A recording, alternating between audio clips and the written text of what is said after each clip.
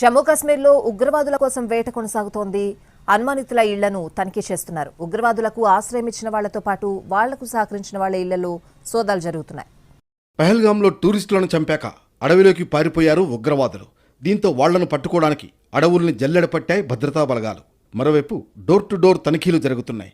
జమ్మూ కాశ్మీర్ పోలీసులు, భద్రతా బలగాలు సంయుక్తంగా ఈ దాడులు చేస్తున్నాయి. పహల్గాం ఉగ్రదాడికి పాల్పడిన ఉగ్రవాదులకు ఎవరెవరు సహకరించారు, ఎలాంటి సాయం అందించారు, ఉగ్రవాదుల అనుచరులు ఎవరు వంటి కీలక వివరాలను ఎన్ఐఏ సేకరిస్తోంది. ఇలా గుర్తించిన వాళ్ల ఇళ్లను క్షుణ్ణంగా తనిఖీ చేస్తున్నాయి భద్రతా దళాలు. పహల్గాం దాడి జరిగిన రోజు నుంచి ఇప్పటి వరకు 100కు పైగా అనుమానిత ఉగ్రవాదులతో పాటు వాళ్ల అనుచరుల ఇళ్లలో తనిఖీలు జరిగాయి. నిన్న ఒక్కరోజే 30కి పైగా ప్రాంతాల్లో సోదాలు జరిగాయి. ఉగ్రవాదుల అనుచరులు, వాళ్లకు సహకరిస్తున్న వాళ్ల ఇళ్లలో సోదాలు చేసినప్పుడు లభ్యమైన కొన్ని కీలక పత్రాలు, ఆయుధాలు, డిజిటల్ పరికరాలను భద్రతా దళాలు స్వాధీనం చేసుకున్నాయి.